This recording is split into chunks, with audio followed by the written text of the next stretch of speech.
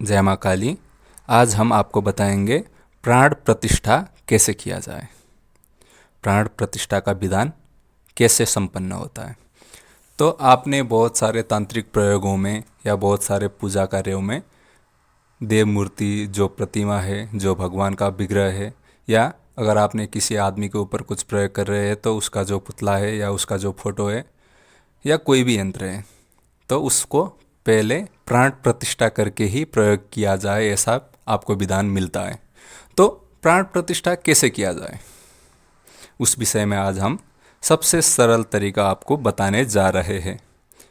अगर आप चैनल पर नया है तो हमारे चैनल को सब्सक्राइब करें और वीडियो को लाइक करें। सबसे पहले आपको प्राण प्रतिष्ठा का विनियोग करना होता है। जैसे कि आप देव प्रतिमा को प्रतिष्ठा कर रहे हैं तो वो प्रतिमा आप नहा धोकर उसको पंचोपचार पूजा विधि करने से पहले आसन पर रख दीजिए और उसको प्राण प्रतिष्ठा के लिए तैयारी कर लीजिए। और उसके बाद अगर आप कोई आदमी के ऊपर प्रयोग करना चाह रहे हैं तो उसका जो पुतला या फोटो है या कोई जो प्रयोग में बताया गया है, जैसा हिसाब से आपका प्रयोग है, उसी सामान को आगे रखकर उसमें प्रयोग कर सकते हैं। अगर आप यंत्र के ऊपर प्राण प्रतिष्ठा करना चाहते हैं तो वो यंत्र किस देवता का है या किस देवी की है, तो उस देवी का नाम लेकर भी आप प्राण प्रतिष्ठा कर सकते हैं।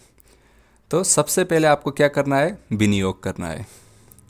आपको विनियोग कैसे करना है, हाथ में थोड़ा सा जल लीजिए और विनियोग मंत्र जाप कर लीजिए।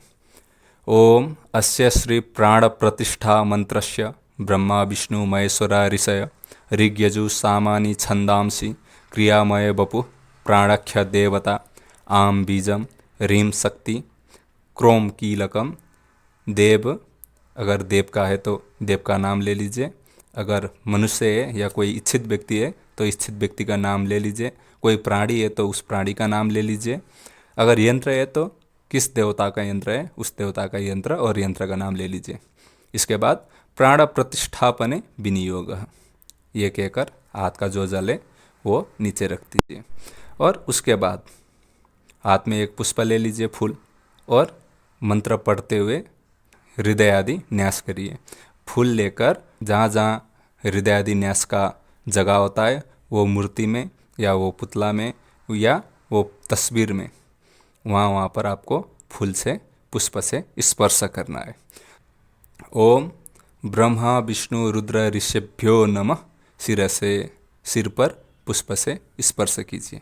जो देवता आप रखे हुए या जो आदमी का आप प्राण प्रतिष्ठा करना चाहते हैं, जो आदमी के ऊपर आप प्रयोग करना चाह रहे हैं, उसके सबसे पहले ओम ब्रह्मा विष्णु रुद्र ऋषिभ्यो नमः शिरसे बोलकर पुष्प से सिर पर स्पर्श कीजिए और वो पुष्प वहीं पर रख दीजिए। अब दूसरा पुष्प ले लीजिए। ओम ऋग यजु सामत छंदोभ्यो नमः मुखे, यह बोलकर पुष्प से मुख में स्पर्श कीजिए। जो मूर्ति आप रखे उसके मुंह में स्पर्श करके वो वहीं पर छोड़ दीजिए। ओम प्राणाख्य देवतायै नमः हृदय, अब फिर से नया पुष्प लेकर हृदय में स्पर्श करा दीजिए और वो वहीं पर छोड़ दीजिए। ओम आम बीजाय नमः गुह्य, अब कटी प्रदेश में उसको स्पर्श कराकर उस पुष्प को वहीं छोड़ दीजिए। ओम ह्रीम शक्त्यै नमः पादयो, अब पुष्प को पादयो मतलब चरणों में स्पर्श कराकर वो वहीं पर छोड़ दीजिए। ओम क्रोम कीलकाय नमः सर्वांगेषु, अब एक पुष्प लेकर पूरे बदन को, जो आप विग्रह है भगवान की जो मूर्ति है या जो आदमी के ऊपर आप प्रयोग कर रहे हैं, फोटो के ऊपर या कोई पुतला बनाकर प्रयोग कर रहे हैं, तो उसके चारों ओर शरीर में स्पर्श करके वो वहीं पर रख दीजिए। यह न्यास संपन्न होने के बाद फिर से पुष्प ले लीजिए और मंत्र बोलते हुए वो पुष्प वहाँ पर अर्पित करें। ओम आम ह्रीम क्रोम यम रम लम वम सम खम सम हम सह सोहम अमुकम, अमुकम की जगह जिस देवताओं का या जिस आदमी का आप प्राण आह्वान कर रहे हैं उसका नाम बोलकर प्राणा यह प्राणा बोलकर वो पुष्प वहीं पर रख दीजिए।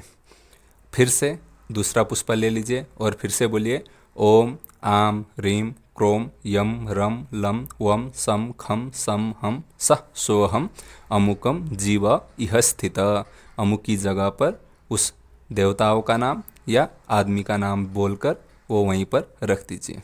अब फिर से नया पुष्प ले लीजिए और बोलिए ओम आम ह्रीम क्रोम यम रम लम वम सम खम सम हम सह सोहम अमुकम सर्वेन्द्रियाणि वांग मनस्त्वक चक्षु श्रोत्र घ्राण जिह्वा पाणि पादपायुपस्थानि इहागत्य सुखम चिरम तिष्ठन्तु स्वाहा। ये बोलकर अमुक की जगह फिर से नाम लेना है आपको और फिर से पुष्प वहीं पर रख दीजिए।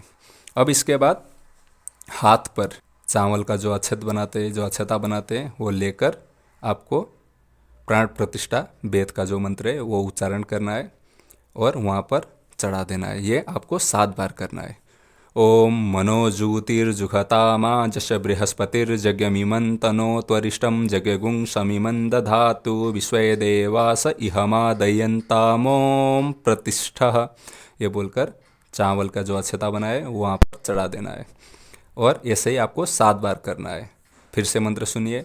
ओम मनोजूतिर्जुघतामा जश बृहस्पतिर्जगमिमं तनो त्वरिष्टं जगगुं समिमं दधातु विश्वे देवास इहमा दयन्तामोम प्रतिष्ठः।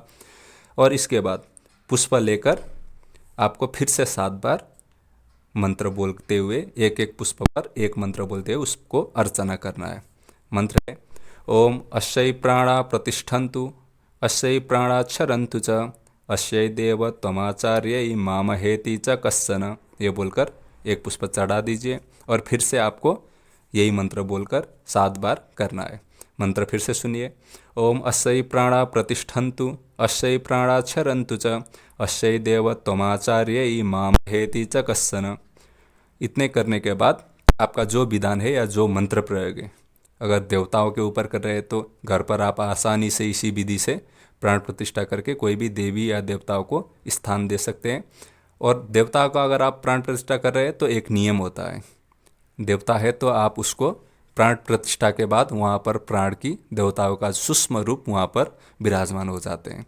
और इसके बाद आपको हर दिन कुछ ना कुछ सुबह और शाम भोग में कुछ खिलाना पड़ता है भगवान को कुछ अर्पित करना पड़ता है। जो आप खाते हैं वही अर्पित कीजिए।